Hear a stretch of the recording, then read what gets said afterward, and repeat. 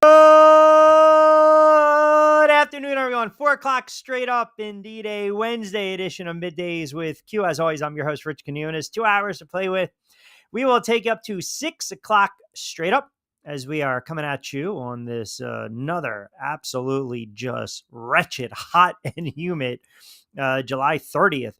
2025. We are live on Trix 57 as well as my YouTube channel at Rich Q or at Rich Quiñones, whatever you guys want to plug in there. Also on my X account, among other platforms. So 2 hours to play with. As I mentioned, it is a Wednesday, which typically means we like to do a little woosah. We don't really want to get too fired up on a woosah Wednesday, but we allow the listeners, I guess you can say, opportunities to get under my skin. And typically, we've kind of set it at, 10 to 15 minutes into the program. We'll see. We'll see how it goes today on this Wednesday. Get in on the conversation. You can comment on the YouTube channel. You can connect with me as well. As I mentioned, later in the week, we'll give you some announcements for the show as we turn the page to August, get ready for some football as well. I want to mention, too, that Back Your Play, it's updated. We've got all the NFL divisional breakdowns. You guys have been just awesome with the downloads. The numbers are going through the roof, and I greatly appreciate it. It's pretty easy to get the show. Wherever you get your podcast, Apple Podcast, Spotify, Amazon, Podcast Index, Podcast Addict, soon to be on iHeart as well. So we definitely appreciate you guys just, partaking, supporting, and doing what you guys do best. And again, that's BYP, very easy to find on those indexes. So it is a Wednesday, and we've got the trade deadline in baseball. You got the witching hour. A lot of stuff's going on right now in baseball. You can check out the bottom scroll, the Q's ticker. You got the Reds making a move for Hayes from the Pirates. The Yankees trade for an outfielder because of the issues with Judge and the injury. So you got that going on. They trade for Slater.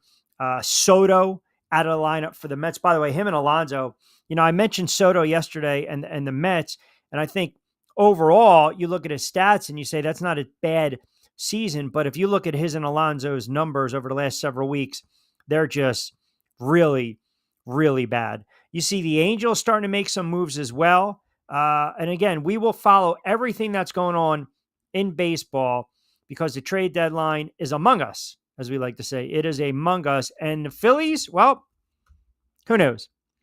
Who knows? I mean, we can keep going back and forth. We can look at what the Phillies might do, what the Phillies might not do. The trade deadline is Thursday, July 31st. That will be tomorrow, mañana, at 6 p.m. So you still have a little bit of time. Now, there are some names being floated out. So we'll kind of discuss that a little more as the show progresses. Costco is going to join us around 4:15-ish, 4:20, because we want to break down the Big 12. I got some numbers for the Big 12. So we'll talk some college football with him. You've got a lot of, these, I don't even want to say these goofy stories going on in the world of sports. CBS has their shakeup with their football lineup, with their analyst and their broadcast, partners with the color commentary and whatnot. Tiki Barber now out. We'll kind of get into that. Shannon Sharp, ESPN. This is why you don't fall in love with the OnlyFans, my friends. Out after that $50 million bombshell. I mean, this is absolutely crazy. Also, speaking of which, you got these umpires in baseball, which I want to get into a little bit today too, because the umpires have just been absolutely dreadful in baseball. Dreadful. You had multiple instances. You had the issue the other night when the Mets lost to the Padres 7-6, and Juan Soto gets rung up by Emil Jimenez, who basically proceeds to kind of show him up, which was horrible. And then you had last night in the Blue Jays and the Orioles game with Brian Walsh, who was absolutely ridiculous. You know what? Just go to AI. Seriously, get rid of the umpires. I don't want to deal with this kind of nonsense. I don't.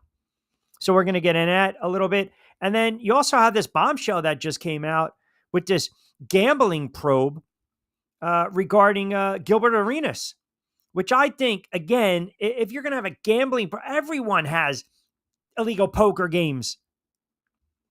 So I want to get into that a little bit today. And how about this on a Wednesday? How about this?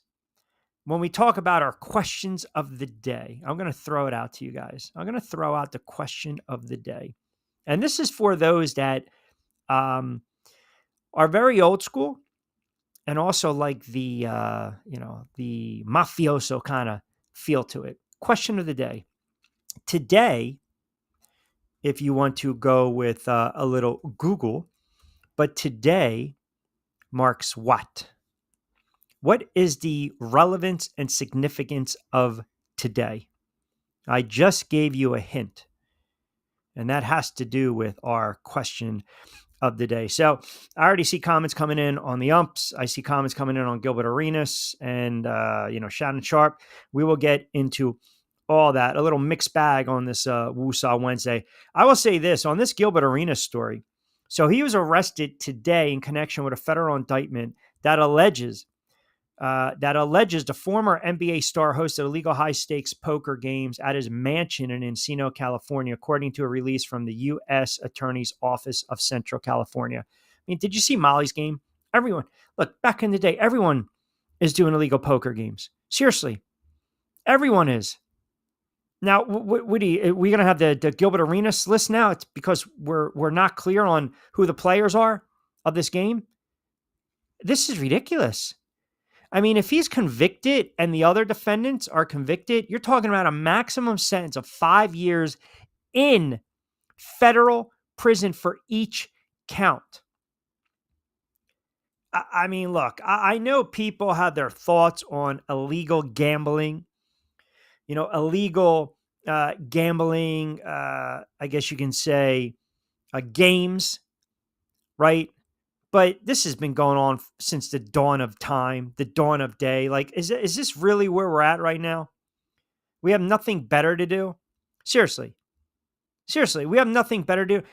You can go into your buddy's house and you guys are playing cards. Seriously, it's ridiculous. The fact that you have a federal indictment charge for poker is just stupid.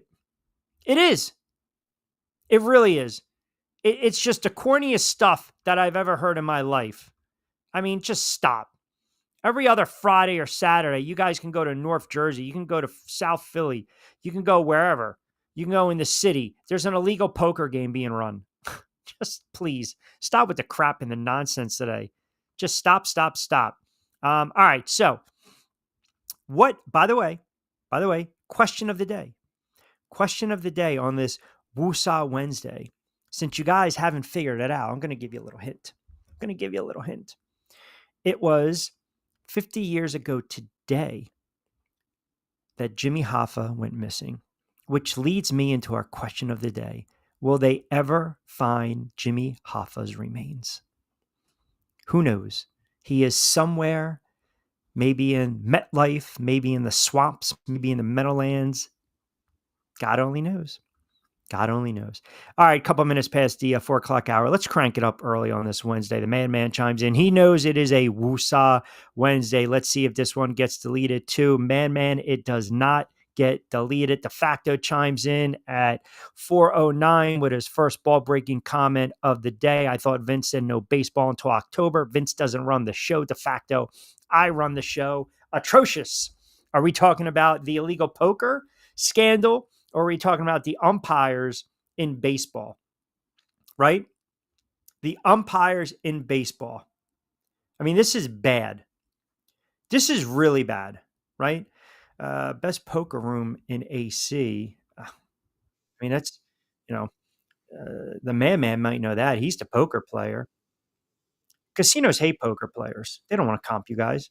And by the way, I mean, think about it. What's the only casino that offers that? Yeah, the poker room in Borgata. These other casinos steer clear of it. So again, it's when Henry Hill said no to Tommy for going on a double date. No, that wasn't 50 years. No. Maybe he's in the middle of caucus. I have no idea where Jimmy Hoffa is. I don't think you know. I don't think I know. I think the only two people that know, Jimmy Hoffa, who's obviously no longer alive, and the guy that probably whacked him over the head with a shovel and then, put the line pit down, right? Put the line pit down. I don't know. I don't know. This arena story is absolutely fascinating. I want to get into it. The umps I want to get into as well. And then, as I mentioned, Shannon Sharp out at ESPN. Oh my goodness, shake up at CBS as well. And Big 12. We're going to preview the Big 12 coming back on the other side. We got some good numbers, some good odds as well with the Big 12. We will do that with our guy, Nick Costco. What we'll do is we'll take a quick time out. We'll get you guys. I see the comments coming in fast and furious. I want to get you guys in on this Woosah Wednesday. Keep it locked in. We'll take you up to 6 o'clock, 10 past 4 o'clock hour, just cranking it up on a Wednesday edition of Middays with Q. I want to remind everyone, don't forget, as always, get social with us. Very easy to do on X. And of course, on IG at Rich Q on Q. You can follow on the YouTube channel at Rich Quiñones. BYP is up, locked, and loaded. Amazon Music, Spotify, Apple Podcasts. We got some new drops as well coming this weekend, and you can always catch us Monday to Friday, 4 to 6 with Middays. We'll have some show news to get into on Friday and also next week regards to the show, the platforms, and also what we're going to be doing for the football season. All right, quick timeout. Costco on the other side. Keep it locked in on a Wednesday edition of Middays with Q.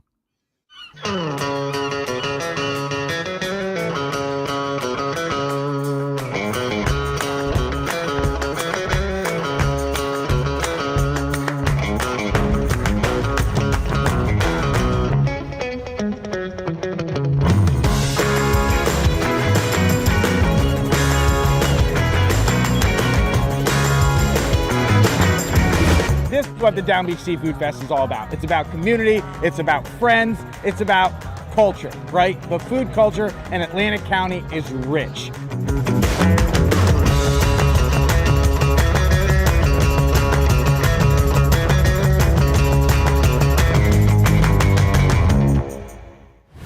Hidden in an abandoned campground in South Jersey lies a mystical encounter with booze and spirits, where bonfires burn, shadows dance, and flavor favors the bold. Ghosts, ghouls, goblins, grown-ups, it's time to reclaim Halloween. This is Witchcraft, October 10th and 11th. For tickets and information, visit witchcraftnj.com.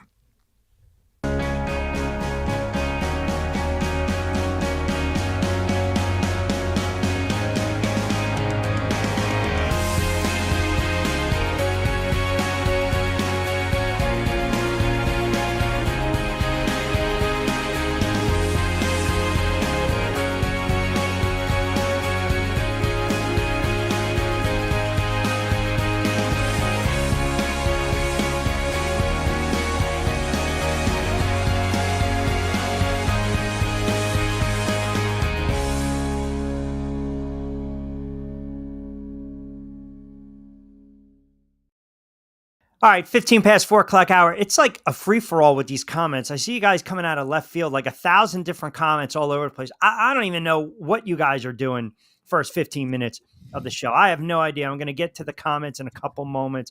But we have to welcome in our guy, Nick Costco, who does a wonderful job on 3 Sports and, of course, follows and covers college football like no other. Also, the voice of Are You Wrestling, Cal Live. And, oh, by the way, I have to embarrass him because I know I'm going to get hammered because, the listening audience doesn't understand.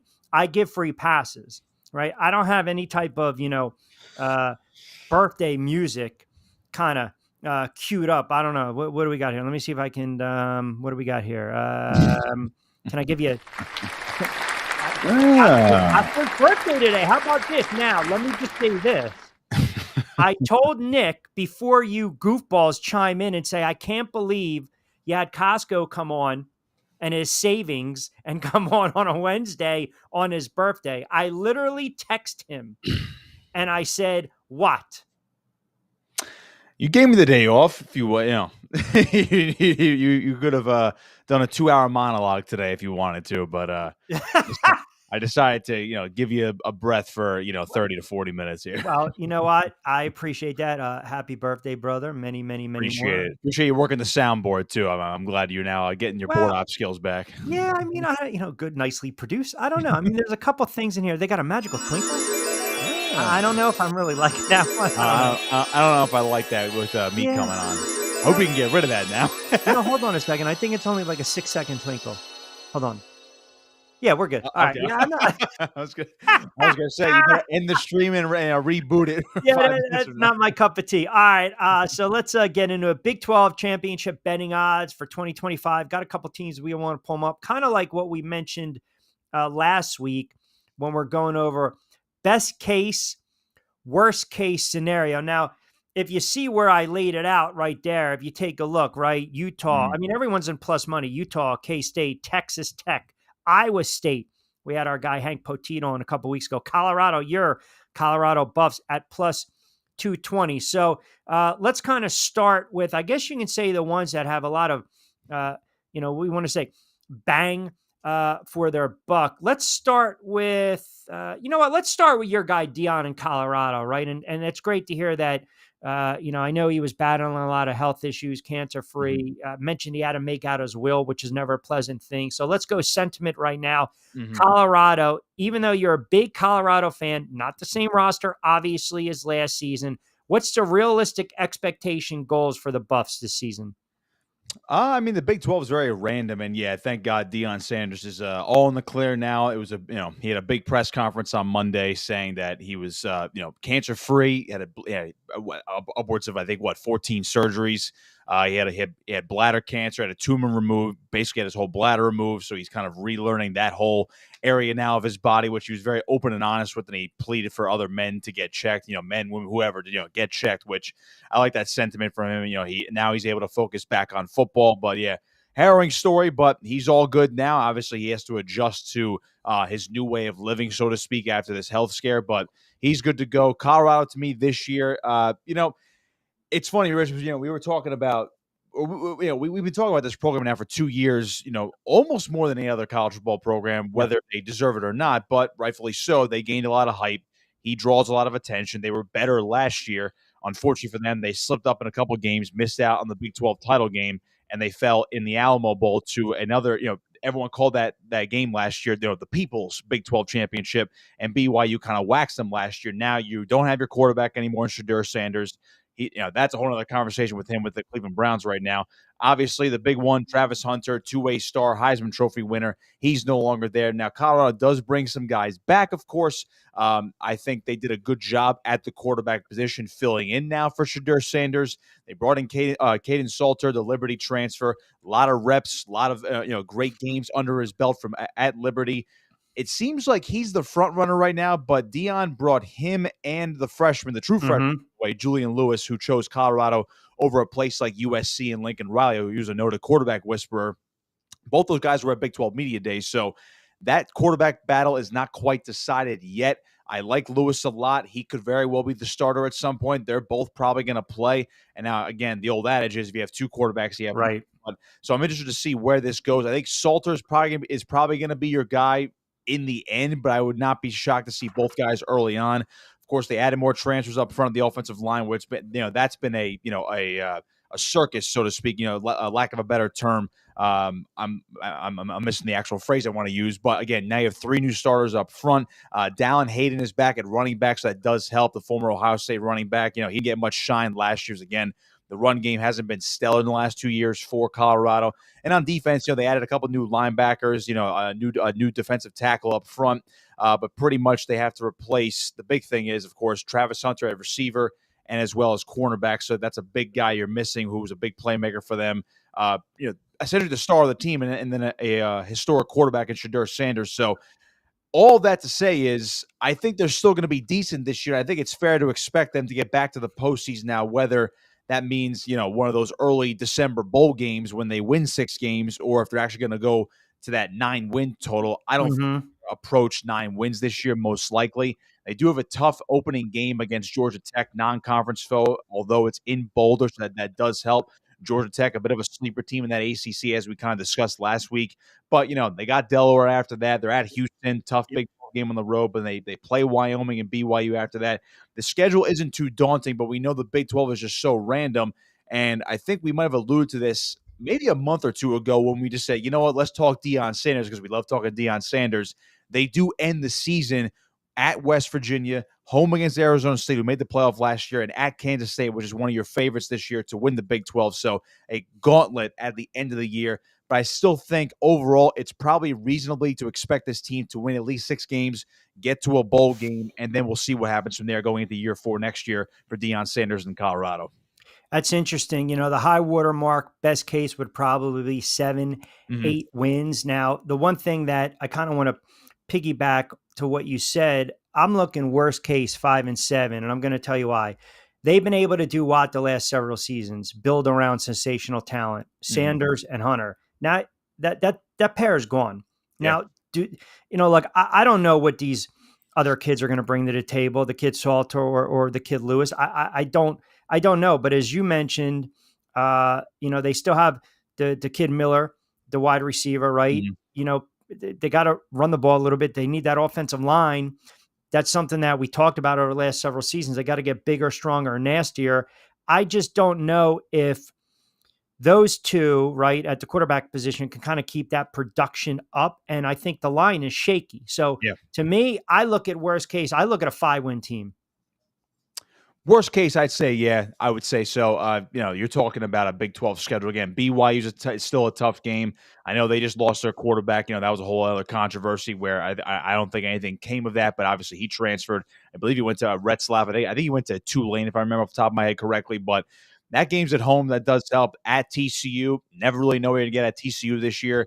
Iowa State, very tough team, but they do host them, which helps. At Utah, again, a lot of these games, Q, are just like, you would think that Colorado, in any normal year, last year especially, like, okay, they're probably going to win that game or have a much better chance to win this game. There's a lot of toss-ups this year, so it's like, could I see them going on the road to Utah and beating them? Sure. But could I see Utah having a tremendous bounce-back season because Kyle Whittingham's one of the best coaches in the country? Absolutely. So, again, it's a very random schedule. Again, not daunting to me, but the fact that they have those last 3 games where I mentioned before at West Virginia, they're hosting Arizona State, which is a very good football team, and at Kansas State, another very good football team in the conference. It doesn't bode well. So to me, worst case scenario, you better hope if you're Colorado that you manage to get 6 wins out of those first 9 games because those last 3 are going to be very difficult. Wouldn't be surprising to me if they lost 3 in a row and finished 6-6. As far as you mentioned the quarterbacks already, and going back to the offensive line, generally the MO right now for Colorado over the last couple of years was we need to rebuild the offensive line. They weren't great in 2023, a little bit better last year, but the run production still wasn't there. The pass protection, a little bit better, but Shedeur still got beat up last year. You're just hoping that guys like Salter or Lewis are not going to get beat up this year because you have 3 new guys in the middle at center and both guard positions. I think the only silver lining, though, for that offensive line for Colorado this year, Jordan Seaton, the heralded freshman from last year, is back at left tackle. So that does really help them. Him going into his second year as a starter, it might help the cohesion on that offensive line. But again, you're dealing with 3 transfers most likely out of your 5 starters. So you better hope they gel. Otherwise, again, it could be another long year up front for Colorado. And then you might see, all right, maybe they win 6 games, but it's like, man, they really could have won these 2, 3. Heck, who knows? Even 4 extra games where it's like, man, if just one thing went the other way, we're talking about another great season for Deion Sanders in Colorado. By the way, I'm going to get to all your comments in a second, you goofballs. How about Houston? So I'm thinking best case, and I'm going to make you laugh today. So, which I typically always do. But anyway, I don't know if I'm drinking the Kool-Aid, but how about this? You got a revamped offense, right? You got the addition. Now, it's not a Costco, but it's a Wegman, and you got the running back, Connors. So I don't know where I'm getting more value on the quarterback, Connor Wegman, or Costco joining me every week. But the defense is much, much better. I think they're going to be above average. Now, again, they got some new faces, at different positions. I think worst case, 5 wins, best case, 9 wins, maybe 8. I look at this as we call them coin flip games, right? The look but don't. Right. I think that's what they have on their on their schedule. So give me your thoughts on your competitor, Wegman. I mean, for the most part, Houston to me is another team where you mentioned the worst case 5, best case 9. I would lean towards the worst case. I'm not gonna say this is gonna be a bad team, but the reason why, they have these odds for a reason. They're plus 30, the plus 3,500. They're a long shot. Colorado right now, according to the BetMGM, which is what we now use over at On3 exclusively. Colorado has a better chance to win the Big 12 right now compared to Houston. Now, Houston, Willie Fritz, can they make something happen? Sure. Connor Wegman, transfer quarterback, you get a better quarterback in there than what you probably had initially. Yeah, that helps, but we've seen a lot of hit and miss and the injuries for Connor Wegman when he was over at Texas A&M. The good Connor Wegman, yeah, he's really good. This is a guy that they were talking about, I don't know if it was last year or 2 years ago, where he had a short spurt where you're just like, yeah, that kid looks like an NFL quarterback. And other times you're like, whoa, what are we looking at right here? Then, of course, the injuries happen for Connor Wegman, who's only played, I believe, 14, 15 games in his career over the course of the last 3 seasons at Texas A&M. So that's going to be tough. As far as Houston's schedule is concerned, they open up with SFA, again, win there. They should beat Rice after that. But then a pivotal game against Colorado. We're just talking about the Buffaloes. That'll be a big one. They're at Oregon State. Tough West Coast trip. Oregon State should be relatively competitive this year. Texas Tech, who knows we're going to get out of them, but they have spent a lot of money. So for all we know, Joey McGuire is going to coach that team up. Oklahoma State on the road, Mike Gundy maybe feeling the pressure now for the first time in 20 years. So at that point, it's like, I don't know where Houston's going to pick up a lot of wins early. They have to play Arizona, which isn't that bad because Arizona is, I think, pegged universally as the worst Big 12 team this year, or the one under the most pressure because of the bad season they had last year at going 4-8. At Arizona State's a tough game. West Virginia is always a tough game. At UCF, not really challenging, but late season, never know. And then TCU and Baylor. I think Baylor's another team where people think are going to come back up and rise to the cream of the crop. So tough schedule for Houston, a little bit tougher than Colorado in my mind. Again, just like Colorado, the offensive line underwent a makeshift, or was makeshift now through the transfer portal. You have about maybe 2, if not 3 more, new stars up front through the transfer portal. They got a new tight end in Tanner Koziel. I forget. I always butcher his name. I think it's Koziel or Cozy. I forget how to say his name, but he transfers in as a senior tight end. Should be solid. A couple new stars on defense. I think Houston's going to be one of those middling of the road Big 12 teams this year. Not going to be awful, but I don't think they're going to necessarily blow you away. And I think that Colorado game for both teams, for Houston and Colorado, will probably tell you a lot in September as we move through the first quarter of the season. Interesting. I'm looking at their schedule, and I had to do a double take because they have no back-to-back home and/or road game. It's home. Kind of always away, alternating. Home. Yep. Yeah, you rarely see that. Mm-hmm.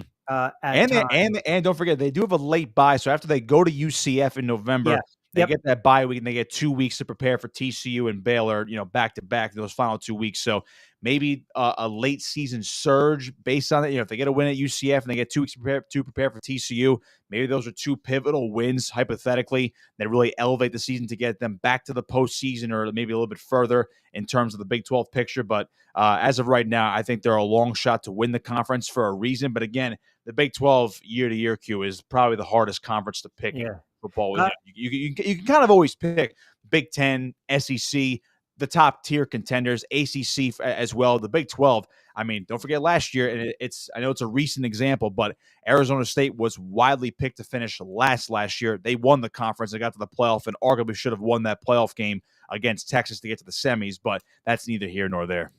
We talked, we had Hank on about 2 weeks ago talking about the defense that he's part of, coaching staff wise with Iowa State. They made the Big 12 title game last season, right? So they got some returning players, but they also had a lot of injuries on the defensive side of the ball. But I just like what that defense has been able to do. The issue is that if you think about their top tier talent, like a Colorado, those guys are no longer in place. But I'll say this, from what they've been able to do over the last several years, they're trending. So you look at best case for Iowa State, 10-2. I kind of feel the same way about Kansas, right? Because they were kind of a buzzsaw in the second half of 2025. Best case 10-2, worst case 5-7. You look at those two teams objectively, who's got a better chance here to make a deep run and perhaps win the Big 12 championship? Well, Kansas State, if you're referring to the Wildcats, not the Jayhawks, those they are on the short list to win the Big 12 this year. Which I am. Thank you. Okay, good. Okay, so I Thank just you. wanted to clarify that because I mean Kansas. I mean Lance Leipold, just as an aside, very good coach, but you don't know we're going to quite get out of Kansas. Could they be a solid 6-6 team? It's like, okay, back to the postseason, or does Kansas kind of upset the apple cart because Lance Leipold again gets more out of maybe less talent than other teams, and maybe they go 9-3 or something along those lines. But anyway, Kansas State, I like them a lot. Iowa State, very interesting. Was we were looking at a lot of lists for how these coaches stack up against each other within the Big 12, and it seems like Matt Campbell's hot again. They got back to the Big 12 championship last year. He's basically coached Iowa State to more football success than we've really ever seen in program history for a program that really hasn't had much grand football success. And they had that big win in the Pop-Tarts Bowl last year over Miami. Cam Ward not playing in the second half aside, they were still really good last year. I think the good thing is for Iowa State this year, you got Rocco Beck back at quarterback. He's a redshirt junior. Carson Hampton's back in the backfield. And the offensive line, you look at the entire offensive line, they're all juniors and seniors. So you have a veteran presence up front for protection, obviously opening up holes for the run game. Two wide receivers transferred in Chase Sal and Xavier Townsend. So I'm interested to see if Iowa State's offense takes the next step this year. They're going to be highly competitive. And looking at that schedule, you already mentioned Kansas State. Iowa State and Kansas State play each other week 1 or week 0, if you want to call it. I hate the week 0, but that's August 23rd. So they're going to be playing, less than a month from now, which is kind of bonkers. But basically, 3+ weeks from now, we're going to see Iowa State and Kansas State go at it on national TV on ESPN, right at noon. So that'll be a not a deciding factor on who is going to be in the Big 12 championship or who might win the Big 12, but that'll certainly be an indicator early on. But of course, we know how these things change throughout the course of a season. But that schedule, to me, sets up for Iowa State to have a really good season. If they beat Kansas State, you're probably beating South Dakota. Now, the Iowa game is always a tough one, playing your rival, but they are going to be in Ames and not Iowa City, so that helps. They're at Arkansas State, should be a win. Home against Arizona should be a win. Then you're at Cincinnati and at Colorado. Maybe you slip up in one of those games. Not really sure, but again, they should be favored even on the road. BYU at home, that does help, and they're hosting Arizona State, which also helps, and not having to go out there as well. The schedule does them some favors where you could see this Iowa State team based on what they have back and what they've been able to do under Matt Campbell. It's like, okay, I could see this team going 10-2, 11-1 with that Big 12 type of schedule. So, I like Iowa State a lot this year. It's hard for me. Again, I don't know who to pick in the Big 12. You're going to ask me for a Big 12 pick. As far as Kansas State is concerned, Chris Kleiman, really good head coach. And again, I think this year's going to depend a lot on what happens in that first week against Iowa State. And again, their schedule's not too daunting either. We mentioned before how it seems like, if we look at Colorado, it's like, geez, those last 3 games are going to be brutal for Kansas State. Now, if I'm going to use that same type of comparison, their last 3 games of the year at Oklahoma State, we don't know what Oklahoma State's going to be this year. They're at Utah, tough game. They do play Colorado, but that game is going to be at home, so a little bit easier there. I think Kansas State's schedule a little bit more difficult than Iowa State, but they do have teams like Baylor on the schedule, and they also, and I'm not blowing smoke up their butts, but Army's on the schedule. That's actually a tough non-conference game. Because Army can make things really, really weird. Now, granted, Army has to come to Manhattan, Kansas, not Manhattan, New York, where from around our parts. But Army can make things difficult. So I would say Kansas State a slightly harder schedule this year. So based on just that small logic, I'd probably favor Iowa State, even if they lost head-to-head to Kansas State. They could very well rematch in the Big 12 title game for all we know. So right now, I think I would lean Iowa State to have a bit of a better run in the Big 12 this year, but Kansas State is going to be up there and one of the picks by some experts this year for a reason. Yeah, and the kid Avery Johnson, he looks like he's good. Yeah, he's going to improve. I mean, it's his second season. We always talk about that leap. They've added some weapons, right? So, also Kansas State, this is what I do. Kansas State beat Rutgers in a bowl game last year, so obviously that is going to propel them to maybe double-digit wins this year. I think it's going to be between TCU and Texas Tech. I think Texas Tech is going to put up a lot of points. Mm-hmm. I think they might have one of the most potent offenses in the entire country. I think that's one of the reasons they're prohibited Big 12 favorites. That's just me. Yeah. And then it's funny with those odds too. Looking at BetMGM, it's like like everyone always expects Utah to bounce back. or at Yep. least be in contention. Yep. Because again, I mean, you arguably have the best coach. I mean, if you think Matt Campbell's the best coach, not going to argue. But if you told me Kyle Whittingham's the best coach in the Big 12, I'm Well, certainly not going to look at argue. the numbers. I mean, it's pretty Right. much Yeah, plus 500, 600, 600 for right, those plus three. 500 there, and like just going down the BetMGM odds here for the top 5 teams. I mean, even this one has Utah at plus 550, and then Kansas State, Arizona State, Baylor, Texas Tech, all 4 of those teams, all plus 600. And then you already mentioned TCU, which actually has slightly better odds than Iowa State. They're plus 800. So it's like this is anybody's ball game year to year in the Big 12. I mean, that's just the way we love it. The Big 12 is college football's randomness at its peak. If you look up randomness in the college football dictionary, you will see the Big 12 logo every year. Who do you have winning it? Man, I really, I'm a huge Utah guy, as you know. Yeah, you've been definitely drinking that juice. I know. I've been drinking, but their offense stinks. I've been drinking the Utah Kool-Aid every year. I can't pick them. I think I don't want to be boring here. My boring answer would be Arizona State repeats, but I might have talked myself into Iowa State this year, finally getting it done under Matt Campbell. I might have talked myself. Let me ask you this on Utah real quick. They implement a new offensive system, but you have to have the players. Like if you go back the last several years, their offense has stunk. Injuries. I can't. Yeah, and you're not wrong. The players aren't. When am I ever? But go ahead. I mean, the injuries were there. The players weren't there. I think the biggest thing was I think they hitched their wagon to Cam Rising too long. It feels like forever ago when he really starred in the Rose Bowl a few years ago, and it's like, oh yeah, he had 2 more college seasons after that where he barely played, and one where he didn't play. I'm pretty sure at all last year, and it's like, oh my God, could Cam Rising come back in 2025 for an 8th season? Like, no, that's not happening. So I think they set themselves back last year, and for all the negativity that Utah received, like, oh my God, they were horrible last year. Let's not forget, with all the injuries they dealt with last year, they somehow still went 5-7. Like they were 1 win away from. And again, I know everybody makes a bowl game, and like it's not really saying much at this point in 2025, but it's like they were 1 win away last year from being a bowl team. And everyone says, well, the Utes were horrible last year. Maybe Kyle Whittingham should step down now and name that coach in waiting, the permanent head coach right now, and not wait another 2 years. So I get why people want to just be like, okay, Utah's the popular team because, they won 2 Pac-12 titles in a row. They thought they were going to take the Big 12 by storm. They didn't quite do that. I get it. But Utah, to me, should be better this year. I don't think they're Big 12 title game worthy this year. And, of course, that might come back to bite me in the ass because, again, I'm so high on Utah. Then, like, the one time I'm not, they're actually going to prove me wrong. So, but I can't pick Utah. They're probably, 6 to 8 wins max this year if everything breaks right. So I think, as I said about 2 minutes ago, I think I've talked myself into Iowa State winning the Big 12 this year. Okay, all right, that's fair enough. And I always appreciate the transparency. Let's get to these.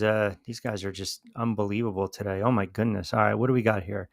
We got to roll through some of these comments. By the way, it's like Ringo Starr opening up fan mail here. We have so many comments. Hey, I don't know what to tell you, brother.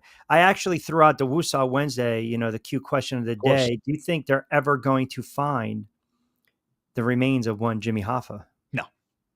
No, come on. No. Madman says maybe he's in the middle of Sea Caucus. I think it's Joe Pesci, actually. But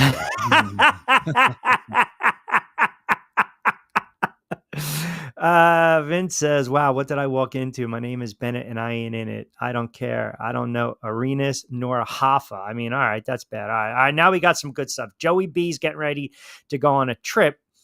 Denver, Houston, Nassau. Pray for me, my wallet. Atlantis awaits. See you back online in 2 weeks. Man says, oh, sweet, my man Costco. I hope my membership card is renewed for a segment. Maybe Q will check out our ID before it starts. No, you didn't break 30 yet, right? No, 29 today, actually. Oh, my God, unbelievable. So one more, then we leave the roaring 20s. Well, all right, man's a couple years off. He says 27th, but that's close enough. Yeah, Joey, I appreciate it. I have when I get my hair cut tomorrow, you won't be able to see these couple grays I actually have in my hair. Happy birthday, true New Jersey legend. Apparently, people didn't like the jingle. I didn't realize. By the way, I didn't realize it was that bad, and it's only 6 seconds. Bear with me.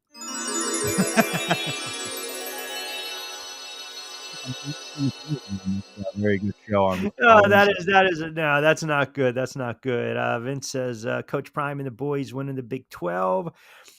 Look, look, I will Yeah. say, if Colorado won the Big 12, would I be shocked? No, because it's the Big 12. Now, the only team I think I would not pick to win the Big 12, I'm probably going to go, I guess, Arizona, not Arizona State, the Arizona Wildcats, like them or Scott Frost's, new version Hmm. of Central Florida. I think I'd be stunned if either one of those teams out of the 16 in the Big 12, get it, Big 10 is 18 teams, Big 12 is 16 teams. I think if Arizona, I would say at this point, if Arizona or UCF won the Big 12, I'd be shocked. Mm-hmm. Maybe West Virginia, and I guess you kind of have to throw Cincinnati in there. I was gonna say Oklahoma State, but it's like it's Mike Gundy, it's Oklahoma Right. State. Could they magically rebound this year? Sure.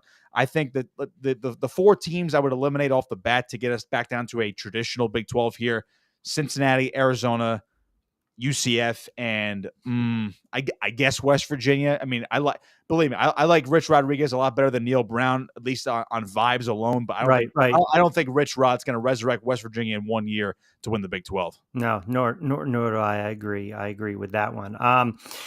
Joey says, I tuned in to see Q and Costco. Thought this was a Diners in New Jersey review show. Ooh, do you have? I mean, listen, I have my diners that I, frequent. Oh, here you go. Here you go. Man says that's going to be a great episode, actually. And then Joey comes back and says, Taylor Ham. Q says pork roll, New Jersey versus South Jersey. Well, it is. Well, it is. No, I do not say Taylor Ham. Absolutely not. No, it's pork roll. No. That's ridiculous. No. I mean, that's It's pork roll. That's blasphemous. It's pork That's roll. what I'm saying. That's what I'm saying. Costco for Q, best YouTube microphone, favorite with the Death Star minus 225. The Death Star had some issues the other day. It did. We had some issues. And yes, Taylor Ham, by the way, the best. Now pork roll, one thing, right? Well, side note, and then not to have two different conversations, Yeah. but I did have the microphone that you had. My wife graciously gifted it to me years ago. The snowball mic. It was you had the snowball mic. Yeah, it was a Valiant Warrior for years, and then that's what I'm saying. This works exactly totally fine. Right. So, well, there's a couple times it's been pilot error, so that's on me. It happens, right? And then there are other times. Microphone error, I can tell you that. Hey, listen. Just so if we're going pork roll, obviously you have to go with the melted cheese on it. Now, if you're going like a roast pork sandwich, the best in New Jersey with the hot peppers on a Kaiser roll is Shalene's Bar in Westville off of 47. Now, I will say you want to get there between the hours of 1 in the afternoon to 4:35-ish in the afternoon. After 5 gets a little dicey.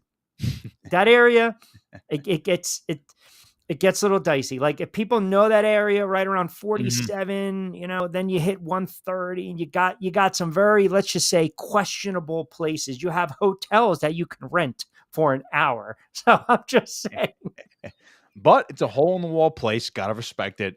Town and Country, right down the street. Oh, they're killing you today, by the way, on your birthday. You don't say sub sandwich. Yes, I do actually. I say sub?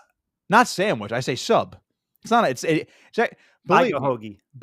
Being from South Jersey has given me a lot of conflicting opinions over the course of my life here, because I get a very heavy, and people can hear it. People hear it in my Jersey accent, but it's really a North Jersey, New York accent because of my entire family is from the North Jersey area, if not from Yet you're an Eagles fan and a Boston Red Sox fan. Well, I was also born in South Jersey. I'm a little bit closer to Philadelphia than I am New York. So, I give you the New York attitude and I give you the Philadelphia fandom, but also it's a sub. It's not a hoagie's hoagie's more of a Philly thing, I guess, right? It's like a West Jersey Philly. How do people in Philly say it? Hoagie? Is that how do they say it? That's for the Delco crowd that tunes in, and they know it is a sub. I've never known it to be anything else but a sub. It's a sub. Okay, it's coffee. That's how you say it. Okay, it's black coffee. Okay, I'll give you the North Jersey and New York juice. Okay, but there you go. But again, it's not Taylor Ham. No, that's horrible. No, it's horrible. That's horrible. No, that's bad. Miller, Colorado pros. Mariana, Yep. Drellin will both be pros. They have a ton Vinny of makes a good speed. point Omarion Miller's Yeah. very, very good. So they do have talent back, Colorado does. Yes. So it's just a matter of, and I do believe they're going to be fine at quarterback. It's just a matter of, Shadur, for how good he was in college, and I know people, you can criticize him all you want, like maybe he wasn't actually good, he wasn't mobile. Both these guys, Salter and Lewis, are a little bit more mobile than Shadur was, especially Salter, who can run a lot. Shadur was a pure pocket passer. If you saw him run, it's like, okay, no wonder why he's not a dual threat quarterback, but the kid could sling it. Shadur was able to sling it, has the FBS record for completion percentage for a career. Salter is pretty accurate, not as accurate as that, but he's a dual threat, and I think with Colorado having that extra dimension, whether they go with Salter or if Lewis gets some time as well, I think with them having that dual threat capability under center might open up the run game a little bit more this year. But again, you're relying a lot on an offensive line that's still pretty much brand new aside from, Jordan Seaton's like the guy you're going to know on Colorado's offensive line because he's going to be an NFL draft pick in 2027, probably a first rounder if he keeps progressing at this rate. But with three new guys in the middle, it's like you better hope they can open up run lanes so you can see a guy like Salter. Okay, Hmm. dual threat, run, hit the RPOs, see if Pat Shermer can unlock a little bit more with a different type of quarterback. So, but they do have weapons. It's just a matter of, are you going to see him more? And I think Dion, I'm going to give credit to Dion, obviously. I think what he noted about this Colorado team, it's like, we had the stars the last 2 years, especially Sure.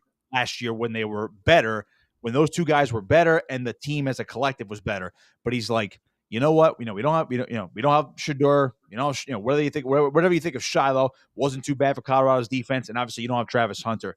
But I think as a collective unit, offensively, defensively, and on special teams this year, Colorado, and it might not actually reflect in the win-loss record, Colorado as a collective unit, as a football program and a team, might actually be better in an overall collection this year compared to last year. It's just a matter of what do you quantify as success this year if you're a fan or if you're someone on the outside looking in. Of course, for Dion, it's like it's championship or bust. They're trying to win. Well, I think there might also be, from a betting perspective, I think there might be a little more sentiment. I mean, look, they have very long odds. Yes. They're the most bet on team to win the Big 12 at BetMGM. Right. They got heavy betting, a lot of action, but they're plus 3,000 to win the conference, which is 11th best in the conference. So, as you mentioned, I think the optimism is, all right, you have talent and you hope that you fix the offensive line because that's been the bugaboo. Now, I just think the division, or the conference, I should say, pardon me, is so stacked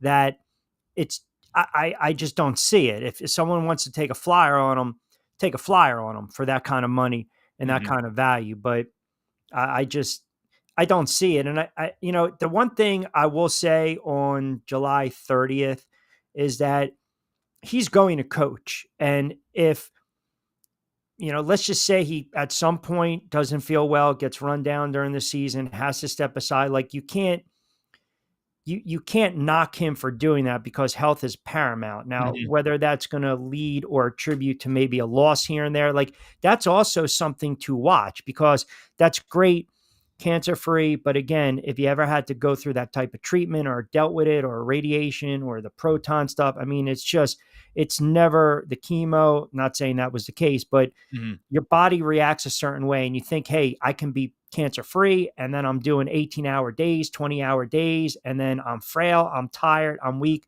There's those extraneous variables, right? Life that we don't often talk about or associate with. And I think right now it's the sentiment that he's healthy and he's going to be on the sideline. And I think that's also swaying people to pick them as a sentimental favorite. But there's underlining factors too when you're looking at these seasons and these teams and these conferences and how it plays out, especially when there's a head coach that's had health issues. Right. And not to just hypothesize that he's going to have to step down or take a leave of absence at some point in the season, but if that should happen, he does have guys around him. I already mentioned Pat Shermer, his offensive coordinator, and there was another ad yesterday where it's now expected to finally be official. Byron Leftwich is supposed to join the staff now officially, and his title hasn't been revealed yet. You would assume he's going to work with the quarterback as some sort of QB coach or offensive analyst. Now, even if his role in name is smaller, Byron Leftwich is going to have some sort of Of impact course. on that offense, especially that Of quarterback course. room where and a guy like Julian Lewis as a freshman would love to learn from Byron Leftwich. Leftwich had his moments in the NFL as an OC. Now, whether however you think of his coaching career, where it was on, No, I think it's a great hire. It's a great hire. Right. His trajectory was what, like this, and then it dipped. Like stuff happens to guys like that. Look at Eric Bieniemy. I think is the prime example of the last 10 years where that guy was the hottest name in the NFL in terms of he's the next head coach, and now look at him. But do you believe that hire is more because of the quarterback battle, or the quarterback battle and the fact that maybe Dion in the back of his head says, all right, I might not, and again, pure speculation, I might not be 100% every weekend. And I want to trust someone that I know in case I'm not available for a game or two, he can take the reins over. If they do something like that, I would imagine a guy like Robert Livingston, the defensive coordinator, would be the guy to step up as the interim head coach or the acting head coach. Pat Shurmur could do that as well. I think he's really relied on guys like Livingston and Shurmur to really help elevate and and delegate. You say Pat Shurmur, and it just. Oh, I know it irks you, but Eagles interim head coach. Obviously with the Giants too. It's like I know he sends a little bit of a shiver down your spine, but he's been solid over at Colorado. I think those two guys could collectively take the reins. I would imagine a guy like Livingston would be your acting head coach should Dion have to step away for a X period of time. But he's adding guys to this coaching staff year to year, and I think I think even Terrell Owens wanted to join the staff at this point. But like he's got you got a guy like Warren Sapp, you got Hall of Famers on this staff.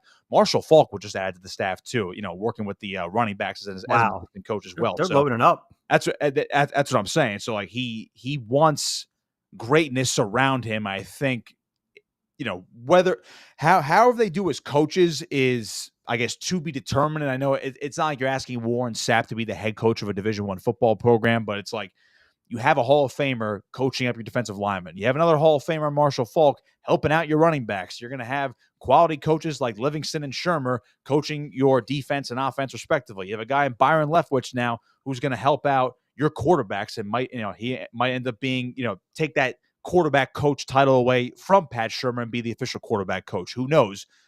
He wants to surround himself with a lot of coaching experience, guys who have coached in the NFL level, and try to trickle it down to the college game. Now, I'm not saying Dion's going to step away from coaching, completely anytime soon, so long as he's healthy. But I think having guys like that where he can delegate a lot, I think that's why he was very trustworthy of the staff he had in place while he was away from camp activities and other offseason activities for Colorado during the time of his treatment where he was keeping his health very, on the DL, so to speak. But I think if they had to replace him for a week, as far as an acting head coach is concerned, I think they'd be, they'd be fine as a short answer. I think also too, the fact that, you talk about Leftwich, he's coached top 2 passing offenses in 4 seasons, right? With the Buccaneers. I mean, think about that for a moment. Right. Then if you actually look at him as a whole with the body of work and the resume, the reason you bring also a guy like Byron Leftwich, or I just should say Byron Leftwich, onto your coaching staff is because that shows me, all right, we've got a strong commitment to what position? The quarterback position and development at the quarterback position. All right, before I let you get out of here, we do have to, this is a good one, right? And one more thing on him, don't forget, he coached Tom Brady. Leftwich learned a little something. He coached coached under Bruce Arians, helped win a Super Bowl. And I get, that's probably more Brady than Leftwich, but it's like those guys have to work with each other. They have to learn from each other. Brady can't do it all by himself at age 40. He just happened to have all the stars aligned in 2020 when Tampa won the Super Bowl. But who was his offensive coordinator? Byron Leftwich. Just putting that out there. Little controversy with the cookie talk the other day. Best Italian bakery cookie debate. Black or white, macaroon, rainbow layer, cake cookie, pistachio, and leaf cookies. But wait, the madman says, I'm certain he would introduce cannolis into the argument. Cannolis are phenomenal. As far as the best Italian cookie, I mean, I can't, you can't go wrong with a good black and white cookie. I'm telling you, I try not to, as long as the stuff's not in the house, I'm not going to eat it. And I don't necessarily go out and go get it. That's why I maintain this fantastic figure. If it's in the house, it's going to get consumed. It's going to get consumed fast. Oh, you're funny. All right. I mean, yeah. Well, I don't know. For some reason, it warped into the old school ribbon candy, and then sitting on the sofa with the plastic at 90 degrees heat. I think I'm lucky. I don't remember if they ever had, if my grandparents ever had, if any grandparent would ever have the plastic on the couches. I want to say it was my grandmother on my mother's side, but thank goodness I don't remember if that was ever part of my, my first 3 years on this planet, and I don't remember it, Yeah. or if she got rid of it by the time I came into the pictures. I am the oldest grandchild. So I would hope that I wasn't a part of that, but Right. that is just typical Italian American Yeah. stuff It right there. wasn't good. No, Yeah. no other culture would even bother trying to Nah, nah. And it's just, it's just, I mean, don't get me wrong, uh, the, uh, the Spanish side of the family pulls some, ridiculous stuff as well. And I'll just leave. I mean, cranking up to friggin', it's like 100 degrees and you don't even touch the thermostat. I mean, what are we doing here? open the window. All right, birthday boy. So you have, you'll take a couple days next weekend, a little hiatus. You'll go and enjoy, right? Yep, wife and I are going to take a few days off, and we'll, be back after that, a little refreshed. And all of a sudden, by the time we actually get back, football's almost going to be back in full swing. So, we've got a couple things cooking this summer.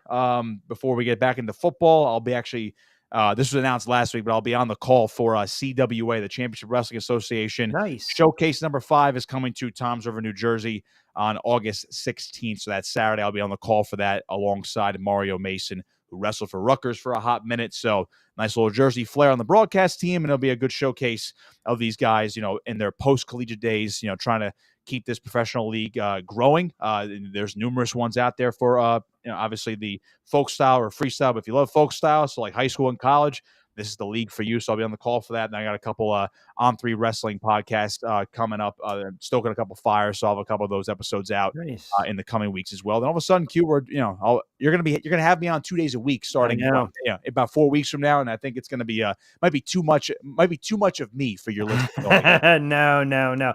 We always talk about the value. Like I said, the value. The value is gonna get doubled with college football on Wednesdays, and then a little tidbits from the high school stuff on Fridays. Of course, we're going to mix in the tidbits of high school, absolutely, and we'll talk some pros as well. We'll go back to the Knicks picks as well. Toms River, about a 45-minute drive. That would be North Jersey, not Central Jersey. That is correct. By the way, everyone wants to see you wrestle a bull somewhere in Ames. I don't know. Freudian slip a couple weeks ago. Well, I got some trolls on that one as well. I got some trolls on that one as well. And again, I'm not wrestling a bull. I could tell Joey B that I'm not wrestling a bull. I would love to go out to Ames, Iowa, though. I would love to see a duel out there. If I was sticking to wrestling, I would like to see the Cyclones, a Cyclones match out there, preferably against Iowa, but we'll see what happens. Sarge, Nick and Wileyford, Kevin C in Jackson, and also Tommy D and Joey D in South Philly, all wishing you on X, wishing you a happy, and they say, you're still not old. Talk to us when you hit about 40 or so. But I appreciate you, brother. Excellent stuff as always. I wish you a very, very, very, very, very happy birthday. I will never play that sounder again, but we always appreciate you jumping on for a couple moments. Man, you got to go out. This is what you have to do. You have to go out and you got to get yourself a little, the pork sandwich with the melted cheese, right? Get some chips on the side. You got to go a little Lay's, if you will. Does sound good. And you wash it down, right, with a little chocolate milk and a little black and white cookie on the side.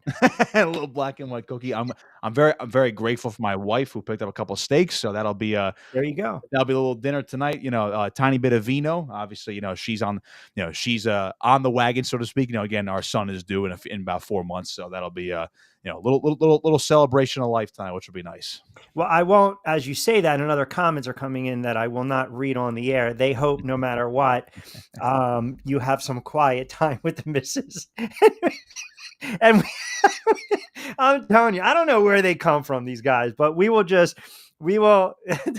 We will leave it at, you already have a birthday smile on. That's good. That's So we will leave it at there. But I always appreciate you, brother. Happy birthday, man. Thank you. Appreciate it, Rich. Thank you very much, my man. All right, you got it. My guy Nick Costco. Happy birthday to him. He's the best. He's a fantastic get. Joey says, great Costco segment as always. Yeah, absolutely. Costco going to show up in a rubber training suit next time. Cutting weight. Michael says there's only South Jersey and North Jersey. Yes, yes, yes. We had that debate. Before, Michael. We did. And for some reason, we were going back and forth about the Central, right? You have to get the horn sound from what convertible? I don't think I have a horn. Hold on a second. Do I have a horn sound in here?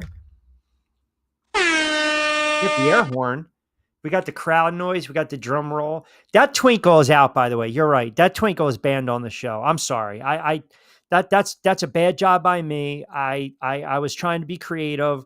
I shouldn't have done it. And I will tell you right now, we will we will not have the twinkle. I don't know what I'm going to do with you guys. Yeah, and by the way, I don't know. Is this now? Hold on a second. You guys have to let me know. Is Watch NFL full season? Are they saying everything I'm saying is 100%? Hold on. Let's get them up again, as Vince said. Hold on. Wait. What are we doing? Watch NFL full. You guys check that out. Click that link for me. Let me know if that's a little bot going on middays. We can't allow that kind of nonsense. Vince was Johnny on the spot with that. He knew from the get-go. All right. 5 o'clock. Straight up. 16 of books. 60 to play with. Quick timeout. We'll come back on the other side. You guys keep it locked in as you typically do on a Woosah Wednesday edition of Middays with Q.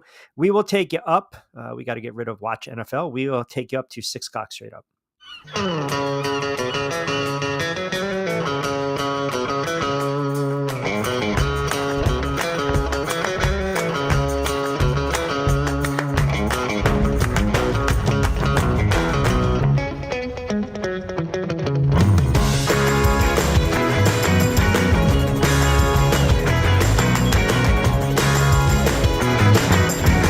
This is what the Down Beach Seafood Fest is all about. It's about community, it's about friends, it's about culture, right? The food culture in Atlantic County is rich.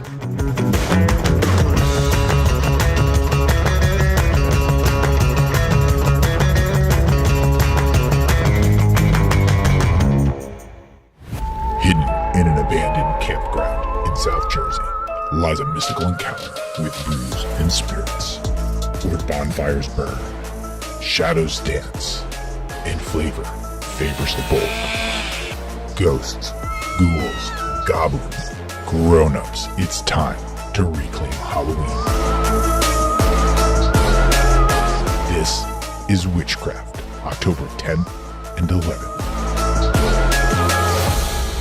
For tickets and information, visit witchcraftnj.com.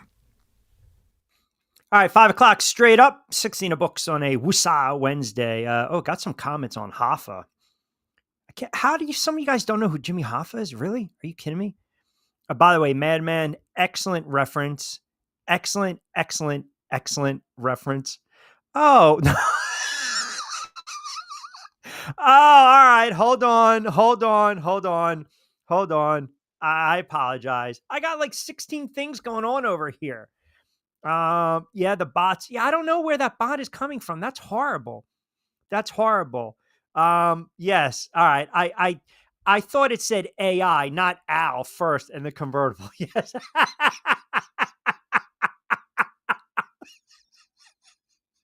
Oh my goodness. $50 says he slices.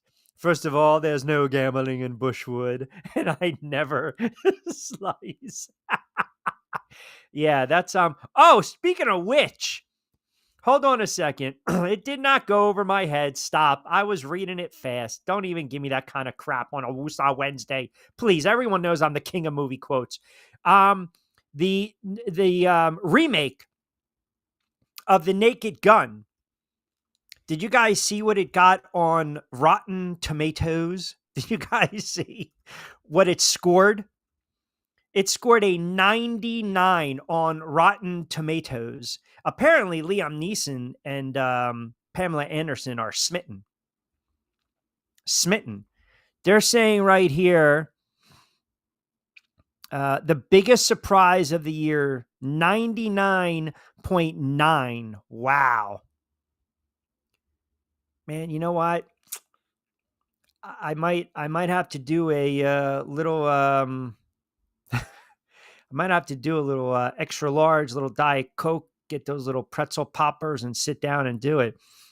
It is easy to grin when your ship comes in and you've got the stock market beat. But a man that can smile is a man worthwhile when he knows that his shorts are too tight in the seam.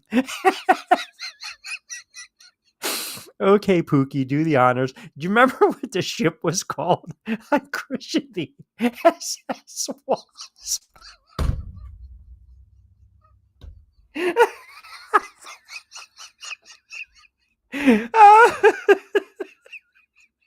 Oh man, you cannot get away with that movie today.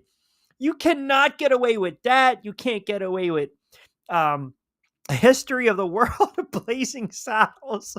You can't. Oh my god. That movie was an absolute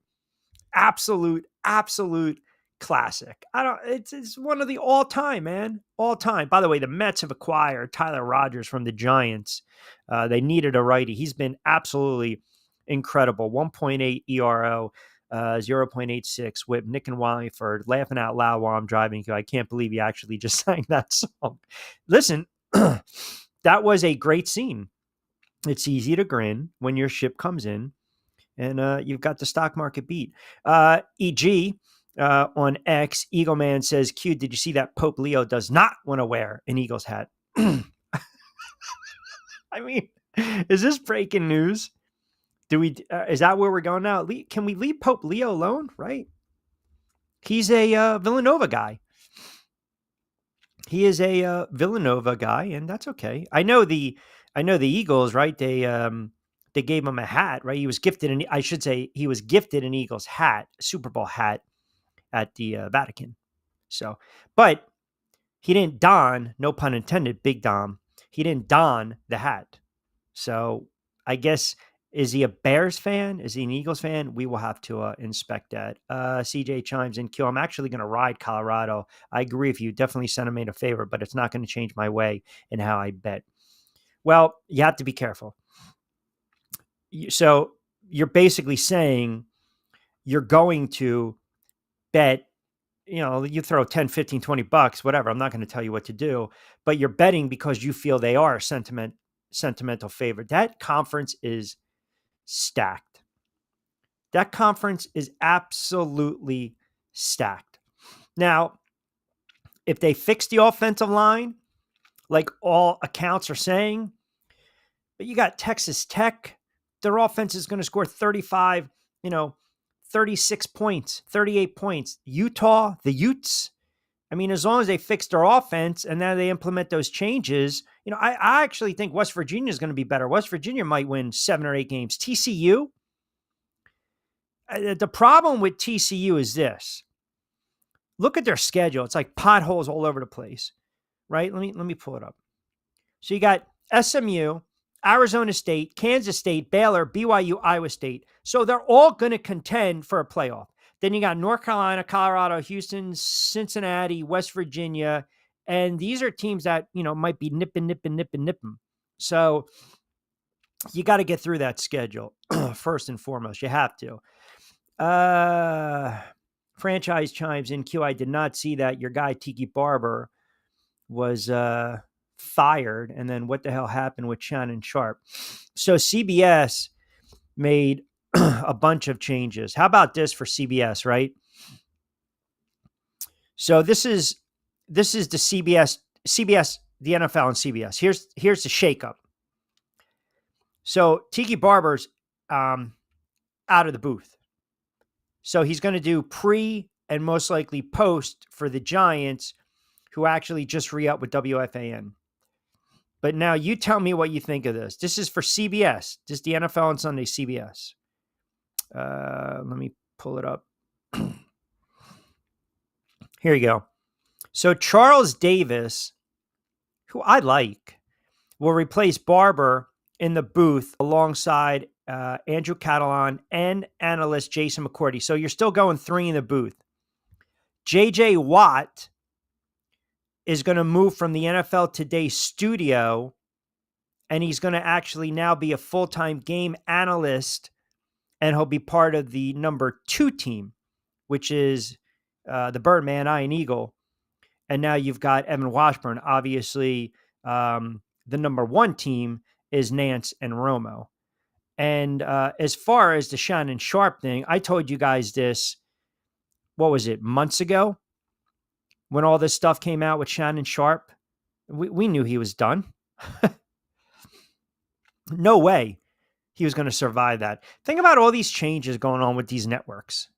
And I think Madman, I want to pull up Madman's comment. It was early on in the show. Where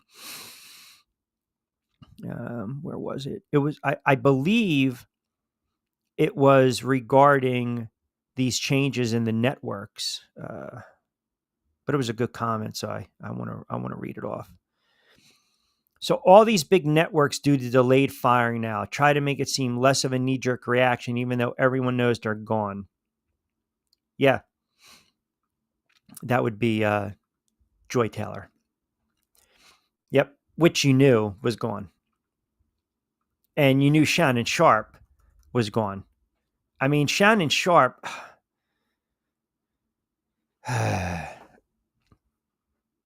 It's a $50 million lawsuit, right? And he settled the sex assault suit. You just knew. I mean, how much money did Shannon Sharp make in his career? And now he has this $50 million. I don't understand. You're 57 years old, man. What are you doing? Like messing around with a kid like that, or allegedly messing around with a kid like that? Like what are you thinking? Seriously, that's just stupid. That's like asinine. That's just makes no sense. I mean, did you think first? And I like Shannon Sharp. I love Shannon Sharp when he was on CBS. I listened to his pods. I like the Nightcat with Ocho Cinco and the Club Shay Shay. But what are we doing? Like, you just can't put yourself in those types of situations.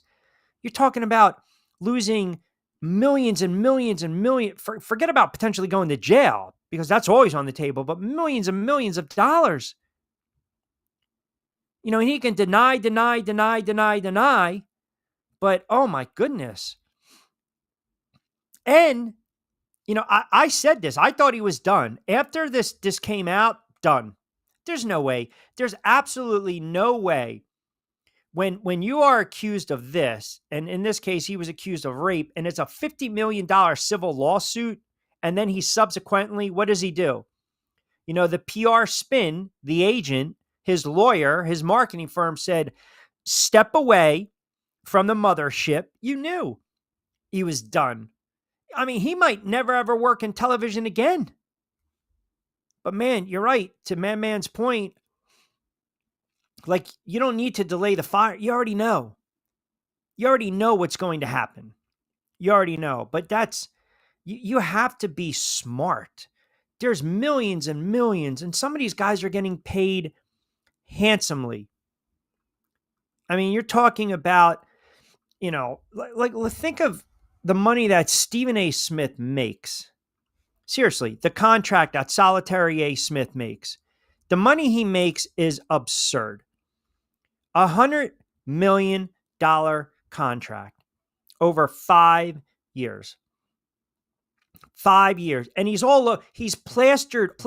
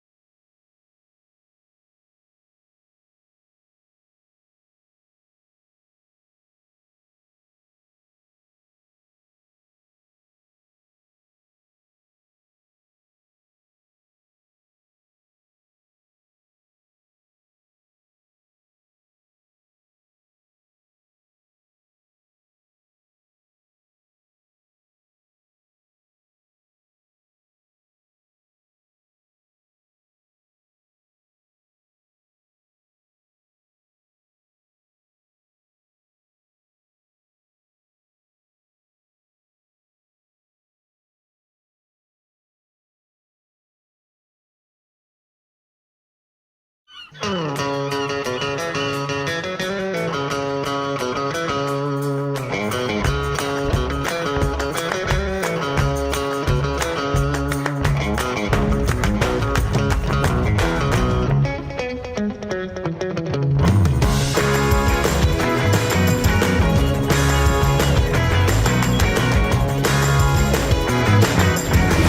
is what the Down Beach Seafood Fest is all about. It's about community, it's about friends, it's about culture, right? The food culture in Atlantic County is rich.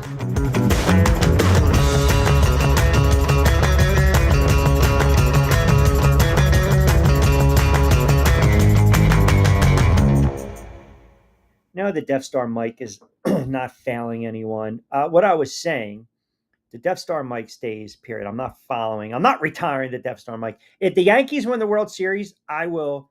No. If the Giants, hold on a second. Hold on. Where's de facto? You can mark the tape. Mark the tape. If the Giants make the playoffs, I will retire the Death Star microphone. There. Now, to answer your question, no, he doesn't need to be on TV, but he wants to be on TV because that's where the money is. If the Giants make the playoffs, then I will definitely retire the Death Star microphone. I will. I will do that. That's fair. I don't have a problem doing that. Tommy Boy chimes in. Q, you got to remember, Shannon Sharp actually categorically denied all the allegations. What does that mean? He still settled the lawsuit. And typically, and I hate to say this, and I know some of you guys don't want to hear this. What does it typically mean? Now use your noggin. That's ridiculous, by the way, madman. That's absurd. That's friggin' absurd. We've gone an hour and 18 minutes. We've had a good show with a lot of moving parts, a lot of laughs. I literally said I would turn around and I would retire the microphone if the Giants made the playoffs. Now you come with this crap saying win a single game on a Woosah Wednesday. The mic stays now. Because of that, the mic stays. It stays. Now, going back to the comment, when you typically settle a lawsuit, doesn't that in some way, shape, or form, isn't that in some way, shape, or form an admission of guilt? Isn't it? Right? Sarge says, ouch, win a game, Q. Yeah, I mean, that's ridiculous. That's uncalled for. There was no reason. That shot was so unnecessary. It's like a shot across the bow. Not good. Not good. Not good. Kevin C. Jackson, Q, can you flash up the Big 12 championship betting odds one more time? I certainly can.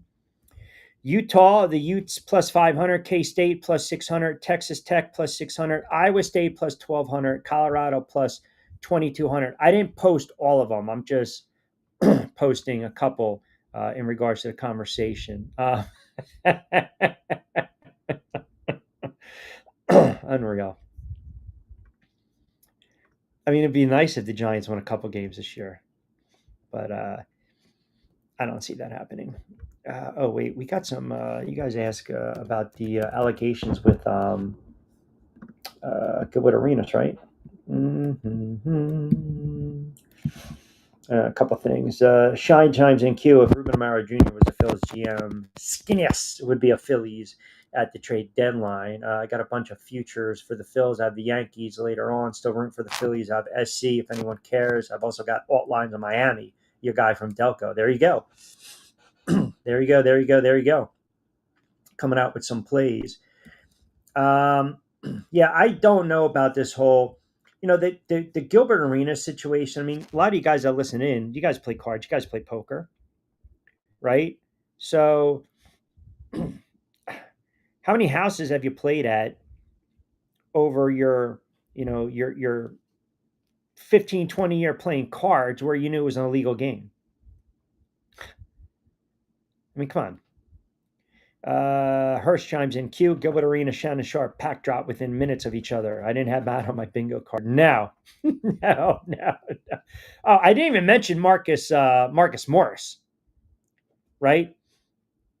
I mean, no, I feel like that now kind of like is a hold your beer, is it not? Right? Because now you've got Marcus Morris, who's been accused of stealing 265,000 from Vegas casinos. Now follow me. He made over $100 million during his NBA career. $100 million, and this cat is stealing chump change from a Vegas casino. And by the way, this is how he's doing it, mind you. You want to talk about what was it in the movie Rounders, right? Passing off the the bad checks, right, with the Greeks. So he would go to the MGM Grand Hotel and Casino. He wrote a bad check for $115,000 on May 24th. The Wynn Las Vegas Hotel and Casino reported a similar move in June of 2024. He wrote a check for $150,000. In both cases, the casinos allege Morris knew the checks would bounce. The casino issued individual warrants for Morris' arrest for fraud. Yeah, but they were dumb enough to cash the checks. So, like, you're writing bad checks and you're allowed, you don't even see that. And he cashes them for 265, which again makes no sense when the guy made $100 million in his career. I don't get it. I don't. I really don't. Now, for those that are curious, it's cited, I think it's a law. If you have over $1,200 in outstanding payments, law enforcement can issue a warrant for your arrest. So that's basically, in casino terminology, you go to the window, you don't have the money. What do? You take out a quote marker. And then obviously you got X amount of days to pay the marker, whether it's 30, 60, 90 days, you're taking out a loan. You're borrowing from the casino. You have 5,000, you win 10, you keep 5, you pay them back 5, and whatever, the juice is fine.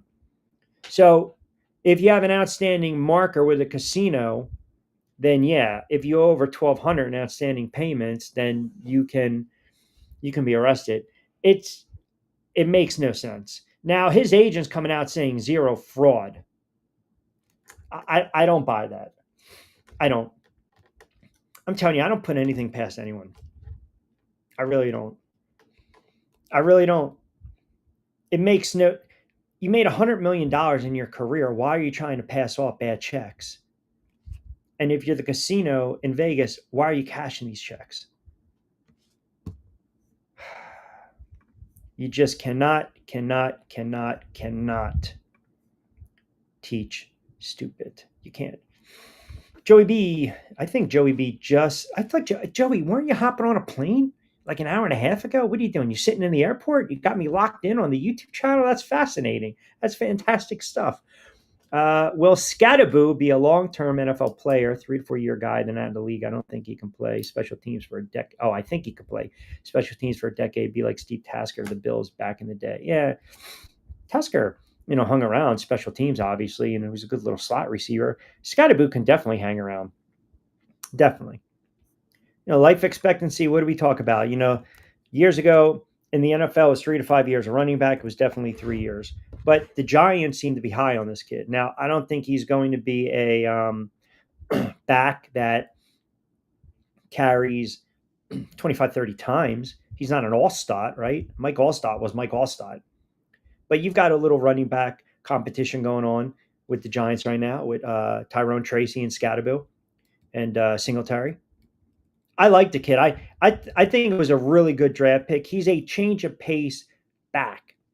So if you have a back that's not going to be able to carry at 25, maybe Tracy gets his 18 to 20 touches and Singletary comes in for a little bit. And then you got this guy in the fourth quarter kind of wear down the defenses. I mean, he's 5'11". I think the kid's 216, 220.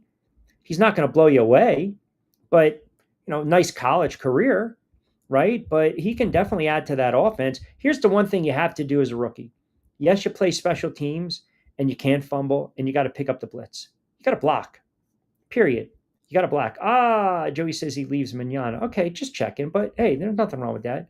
Steve Tisker or Tasker. Yeah, that's from the one, the other Booma. Scadaboo can be a big impact. Reminds me of a mini Marshawn Lynch. That's like jumbo shrimp. A mini Marshawn Lynch. I mean, Lynch. Let me see. Mike Allstott. Let's see his size. I loved watching Mike Allstott play. Mike Allstott was 6'1".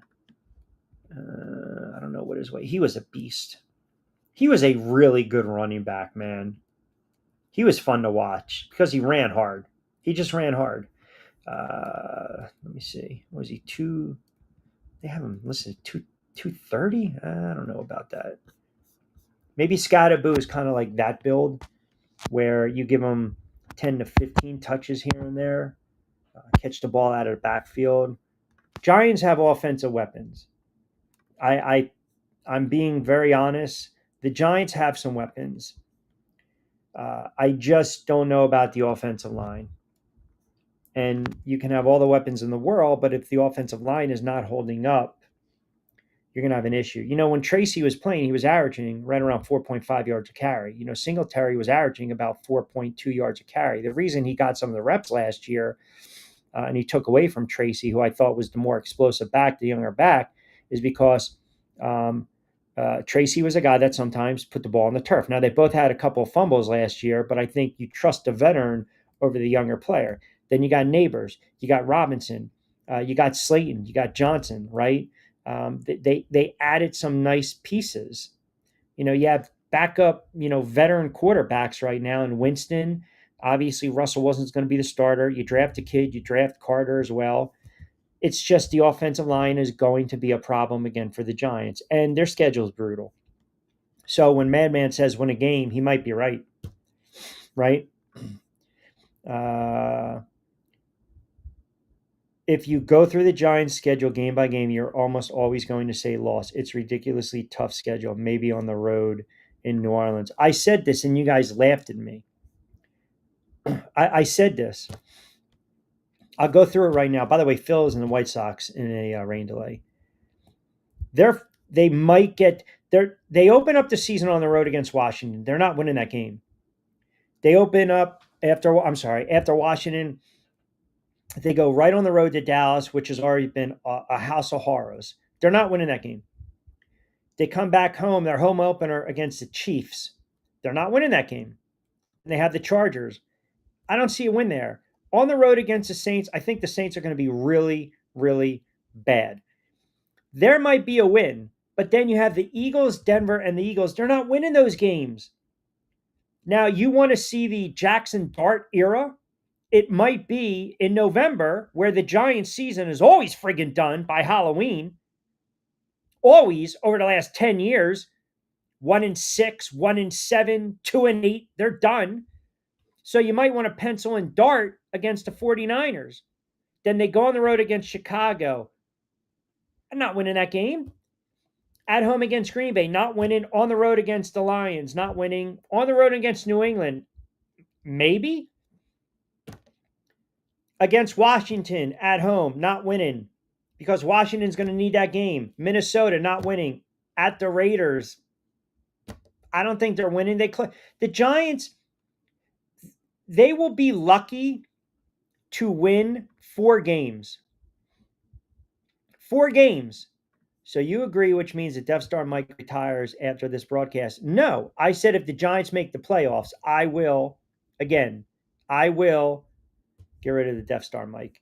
It could be a bad idea to let Dart play this year. It could, but is Russell Wilson and Jameis Winston your long-term answers? The kid's going to see the field at some point. He's going to see the field at some point. You cannot. The days of the quarterback sitting are done. Well, let me rephrase that. The days of a rookie quarterback sitting, they're done. They're done. You don't trade for a quarterback in the first round for him to sit. You just don't. It's baptismal by fire. Now, Cam Ward came out and had some interesting comments about his offense, which hasn't sat well with some veterans. He basically said the offense is very mid right now. And, he's holding himself accountable. He's showing that early leadership role because he also knows, he's got to be able to fire up these offensive linemen. Like his offensive line is going to be his best friend, or it's going to be a line that causes him To what? Miss a lot of games.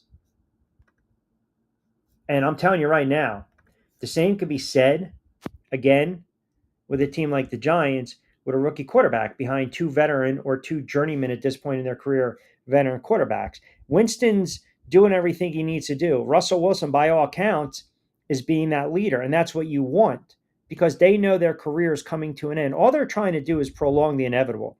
When you have a rookie quarterback that's a top, a first round pick, top 5, top 10, top 20, first round draft picks, they want to play. The GMs and the head coaches want to get them on the field sooner rather than later. When you bring in veteran guys like a Rodgers, like a Wilson, like a Winston, like a Flacco, all they're trying to do is prolong their career at this point. They're trying to prevent the young kid from taking their spot. Now, they might groom a little bit. They might, teach them the ins and outs, how to be, quote, professional. But ultimately, they don't want to give up that spot. Russell Wilson didn't sign with the Giants so he can be a backup. He didn't. He just didn't. Aaron Rodgers didn't sign with Pittsburgh so he can be a backup. These guys want to start. They have pride. They have ego, right? They also have incentives. But when you draft quarterbacks in the first round, like some of these teams did, aside from Tennessee, we know Cam Ward is going to be your week 1 starter if you're a Titans fan. The Giants want to see what this kid has because they know ultimately that A, the GM and the head coach are lame ducks. That's another thing. There's no way, to your point, man, there's no way that the Giants will sit Dart knowing that Brian Daboll and Joe Shane have 1 year to get it together. They won't do that. They have to throw this kid out there. They have to. I'm telling you right now. They have to. You can't set the bar that high. If the Giants get 3 wins, the Death Star Mike stays deal. Oh man, boy. You know what? Oh man. So I'm gonna need this has to be a full show decision from the listener. So you're basically saying New York wins 3, the Death Star Mike stays. The Giants finish the season 2-15. That would be December. I'm sorry. That would be what? December or January, maybe the first week in January. I come on the air on a Lunes Mentioso Man Up Manolo Monday. I have to come on the air with a new mic. Oh, man. Oh, boy. I'm going to have to think this one over. And I don't want to be pressured. I don't want to be bullied on a Woosah Wednesday. I just don't. Retirement of the mic. No, what are you doing? Are you negotiating with me? Hold on a second. Are you looking for a little charity? Is that what you're doing right now? Now it's 2 wins? 2 wins or less, retirement of the mic. I mean, that's not saying much in my belief of my team, but part of me also would love to see them have a horrible season so they can get a high draft pick again. I just go back to your original comment regarding the quarterback and not playing them this year. You know this as much as I do being a 49ers fan. Eventually, you got to start the young guys. These are not the days of Young and Montana going back and forth and both quarterbacks being, jerked around, dicked around. This is different. This is not even Patrick Mahomes behind Alex Smith. Jackson Dart will see the field sooner rather than later. My worst case scenario is that the Giants win 3 out of their first 5 games and Russell Wilson plays well because that prolongs Jackson Dart. See, the thing is, when Coughlin did it, it's a different animal, different era, and Coughlin was still the coach. There was no, panic time. It was 2007, they wanted to run him out. But Daboll and Shane have to win games. They have to win games. They're going to try to win games early with Russell Wilson.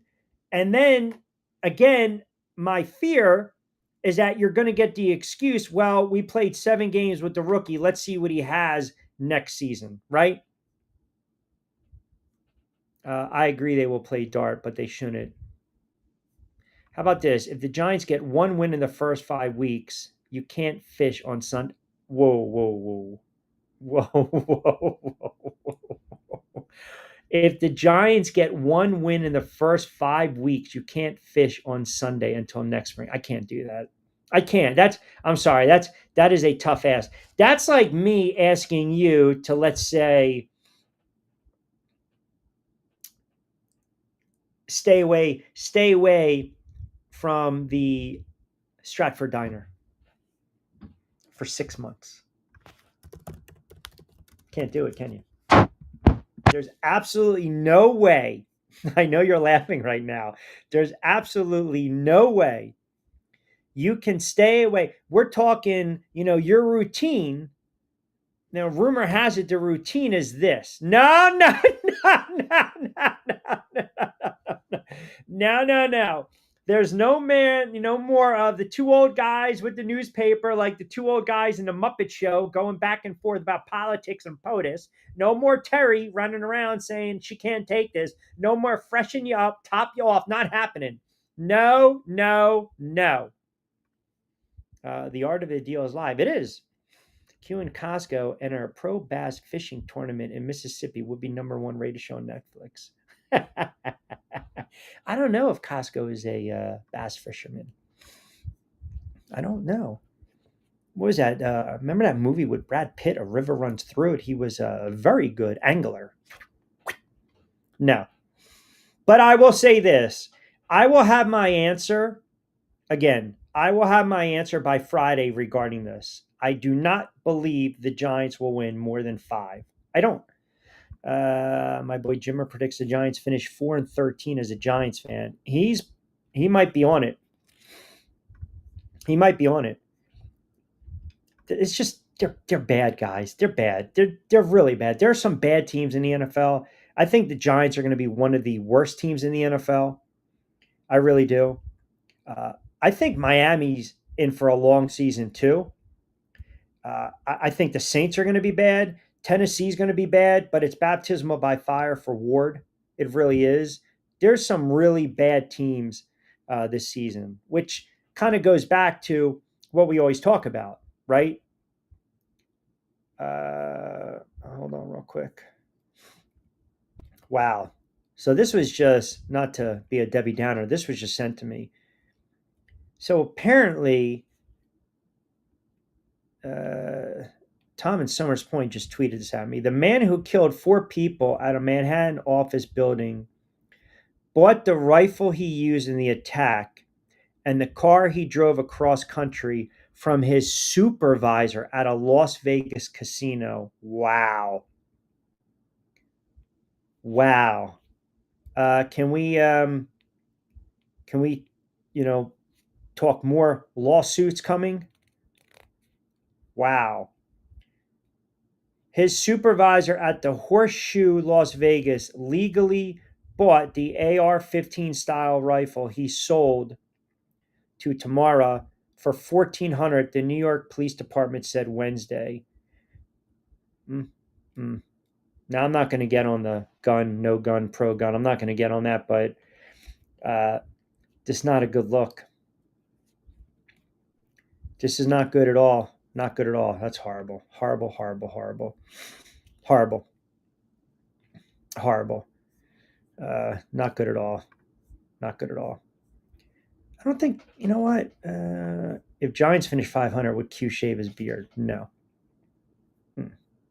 I trim it, keep it clean when I do my broadcasts, but no, not happening. No. They'd have to win the Super Bowl. They'd have to, and we're not touching the beard. We're not touching the, Carlito's way, the Carlito Brigante beard. We're not touching the hair. We're not doing any of that. Imagine Costco walking into a deli in Louisiana. Hey, y'all got cannolis.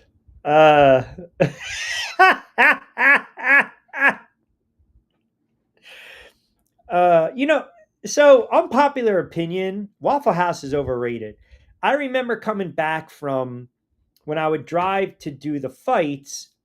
They were, you go down. Well, the one time I took a couple of trips down to Carolina, North Carolina, South Carolina. But coming home, there's the Waffle House in it's on 95, like right when you get to, what is that? I call it Cheesequake in Maryland, right? That big stopover. And I was craving, obviously, waffles, but I was very disappointed in the waffles at that Waffles House, right? You know, it says here you like grits. How do you like yours? Al dente or regular? Just plain, creamy or al dente. That was a very good scene of My Cousin Vinny. The whole grit eating population, it takes them how long to cook grits? Huh. No respecting southerner. You know, I boil my grits, make them from scratch. All right, 541. Got some Giant fans chiming in. Got some guys chiming in on this Gilbert Arenas. And Nick and Wallingford wants to talk about how bad the umps are in baseball. Are we going to go to that AI generated? Everyone's been talking about that when it comes to balls and strikes. That umpire the other night in that Met game, period, showed up Juan Soto. You have to go further south for good Waffle House. Maryland is just south or Jersey. I went down to Carolina I went to the one down in Carolina. Okay. And it was near south of the border, where many years ago, when we made our road trek and we crammed me and four of my buddies into a small Honda Civic and drove all the way down to Daytona, which was a fascinating trip, by the way. It was when we had that storm in March, that snowstorm, many, many, many years ago. We had no money. We had to have our parents wire us money. Yes, wire us money back in the day. We broke in a hotel. We found all this old Saturday Night Live gear and all these cone heads. And let's just say, south of the border, I took a picture at south of the border with the big firework guy. Q drives to the south, visits top 10 Waffle House. Costco stays in the car the entire trip. No. Waffle House and fireworks, what could go wrong? Listen, all I'm saying is south of the border is the spot. That's it. You have a lot of fun there. Yes. All the signs they had on 95 south from 3. Yes. You'd have to count them. 300, 250, 220, 200. Got to stop off and pee. Got to eat. 150, 100, 50, 75. Oh, look to your left. You see the big south of the border. The big firework guy. That was a great spot, man. That was a great spot. South of the border. That's pretty much, south of the border. That's it's a world famous roadside attraction, right? I also believe they have the hotels that you can also rent out for an hour. That's what rumor tells me. 545, quick timeout. We'll come back on the other side, close it out.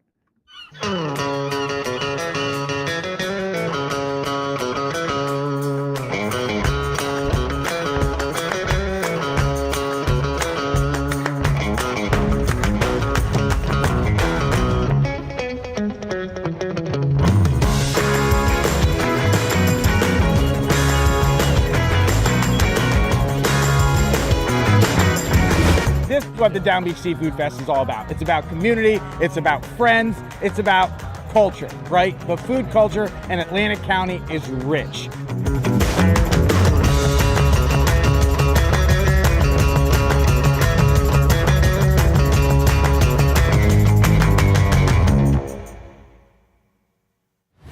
Hidden in an abandoned campground in South Jersey lies a mystical encounter with booze and spirits, where bonfires burn, shadows dance, and flavor favors the bold. Ghosts, ghouls, goblins, grown-ups, it's time to reclaim Halloween. This is Witchcraft, October 10th and 11th. For tickets and information, visit witchcraftnj.com.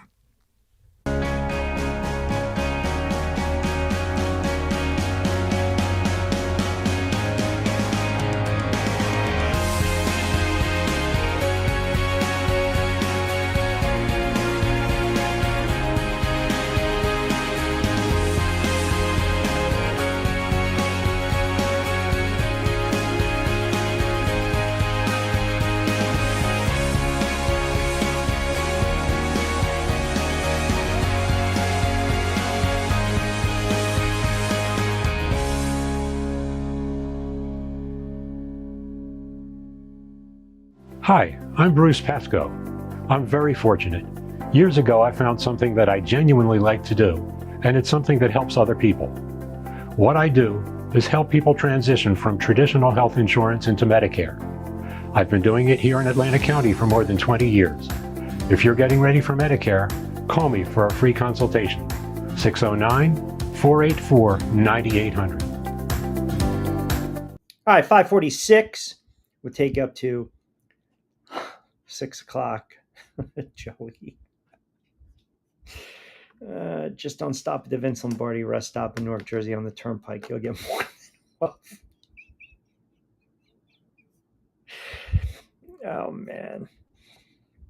There was a hotel I had to stay at coming back from the fights years ago. It was like, it might have been exit 68, 69, 70 off the Parkway. I think that's like Woodbridge. And it was snowing really bad. So I was like, this is annoying. I don't feel like driving another 2.5 hours. Maybe I'll just, pull off. Not at a rest stop, but, pull off at one of these hotels. And it was a motel. I always believe the difference is a hotel, you walk through the lobby. A motel, you can actually, get into your room from outside, which is never a good thing. It was a motel that was attached. It had to be like a trucker bar, roadside stop. It was $39, right? $39. Cash only. I didn't even have to show a friggin' ID. That was my first red flag of not good, right? So I paid, went into the room, and it was disgusting. It was disgusting. All I wanted to do was wash up, get a couple hours sleep, tried to use the shower, and let's just say it was not the best experience. Very cold water. It was low pressure, which is not good on the hair. You guys know that. And before I pulled the sheets off, now mind you, this room, it you go in from the outside. So to me, that's a motel. Like I felt like I was walking in, I was going to see like the imprint of a dead body and a caution sign, but the friggin' door was wooden and it had a chain lock. So I'm like, this is where I've come to die. This is not good. This is not good. This is not good at all. I'm not in my happy place. I'm not. Took the shower. I'm so very anal when it comes to that stuff because I always pack my clothes knowing. Had extra clothes. I bring, believe it or not, extra pillowcases too, because that's just how I am. Even when I fly and I do broadcast, always. But I forgot my repellent, my bug spray, which is, again, I'm telling you right now, you have to have the friggin' bug spray. You have to. I pull back the sheets, and I'm telling you, it literally was like one of those friggin' commercials where it was like a family of roaches having a friggin' 50-year family reunion. Not only did I gag, and I'll be totally transparent. Yes, did I scream like a little girl? I did. But then I manned up and I decided to take matters into my own hands. So I literally took that mattress outside, flung it outside, which unbeknownst to me, was taken a couple hours later. I don't know who the hell took it. Could have been Joe the trucker. So now I'm in my chair, 2 chairs. I got my fresh clothes on me. I got my coat over me, and I'm staring facing the friggin' door. Why? Because the lock, you got to jiggle it. The lock did not close the whole way. So mind you, it's snowing, it's wind, and all you hear is every 5 seconds, the door would open up a little bit. Every 5 seconds. I didn't sleep a wink. Now, it's not as bad as the hotel that this platform put me in years ago in Virginia, where, again, it was not in the best place. And it was, again, motel. And yes, I tossed the mattress out. I did not care. It was like, I'm telling you, it was like a congregation of roaches. They just decided, let's just hang out on this mattress for $39. That's what I paid for. It was disgusting. This place in Virginia, though, same scenario, man. Same scenario. Wooden door, right? You get the little Jimmy lock. Here you go. It's like 11:30 at night. We're off the air, get back in the hotel. The shower was good. I had no problem with the shower. But around 11:45-ish, 12 o'clock, I'm trying to count sheep. I'm trying to get in my nice, happy place because typically I need a couple hours sleep. I'll get on the road. All I heard was pop, pop, pop, pop, pop, pop. And I look out the window. I kid you not. It was like 3, and some of you guys know where I'm going with this. I don't know if it was Portsmouth, Virginia. It was a bad area de facto. And I will say this. As I had to deal with the roaches on, exit 70 in Wantong or whatever the hell I was. In this area in Virginia, I'm going to be, again, fully transparent, man. Fully transparent. I was overrun by lot lizards, which was not good. And you guys know exactly what I'm saying. You know exactly where I'm going with this. These were not, it wasn't A team, it wasn't B team, it wasn't C team, it was get the hell out of here team time. After I hear the pop, pop, pop, I'm like, that's it. I open up the door. I see the lot lizards are going at it, which is never a good thing. If you've ever seen lot lizards fight, it can get ugly. It can get ugly. Pulling at wigs, pulling at clothes, just saying things you never want to hear in your life. I mean, stuff that made me have to go to church twice on a Sunday the very next day. I mean, your mother this, your mother. I mean, I'm like, oh my goodness, I had to cover up my Catholic ears. So these 3 lot lizards are just going at it. And the friggin' Mr. Pimp is just sitting there leaning up against his little Chevy Bronco, not doing anything. I decided that moment, this is now going to fester. The lot lizards are going to start to bring the drama up to the 3rd floor because, in these hotels, you got 3 floors. I couldn't jump. I would have hurt myself. I decided that's all she wrote. Packed up my stuff, and I got the hell out of there. The next day, I get a text. Hey, man, where are you at? We're all meeting for breakfast. I was like, I left after the pop, pop. Nobody heard any type of chaos, any fracas, any fracas, any ruckus on the 3rd floor because all these dudes were on the 1st floor. Apparently, lot lizards like to go up. They don't go down. No pun intended. Lot lizards go up. So they decide they're going to go on the 2nd, 3rd floor and just start with a lot of nonsense. And it was bad. It was bad. It was really bad. I mean, Days in Washington, like back in 2017, I'm done the fights. And this friggin' network stuck me in a Days in Washington, D.C. I think it was in Southeast Washington, Southwest. And I'll never forget, I walked in and I'm looking around and I'm saying to myself, what do we got here? What am I looking at here? I mean, it was bad. It was bad. All I saw was like, a chair that had blood on it. And I'm like, that's it. I'm done. I can't do this anymore. I'm done. Can't do it anymore.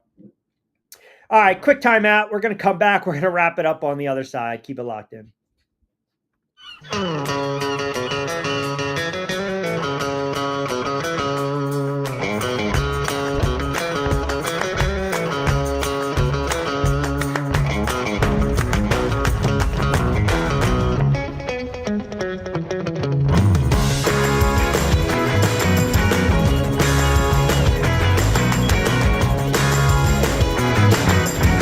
This is what the Down Beach Seafood Fest is all about. It's about community, it's about friends, it's about culture, right? The food culture in Atlantic County is rich.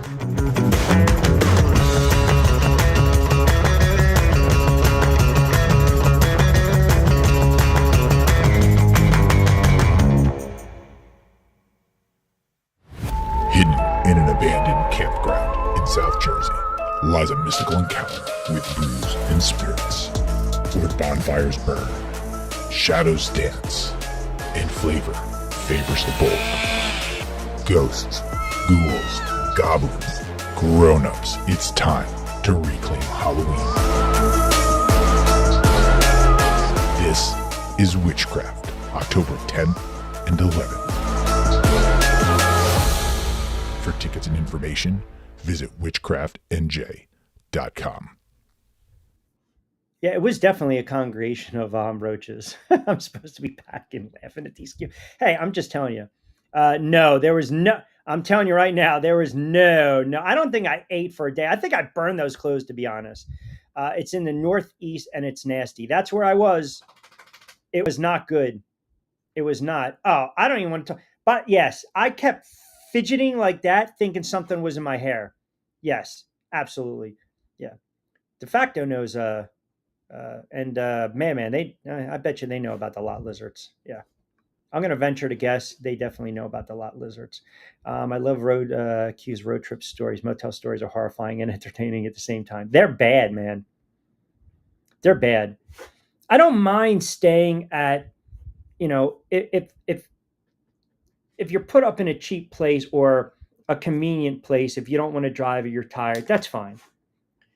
But, when you start to, have to walk outside to get in the room. And I've been in some sketchy, bad areas, it's nothing new.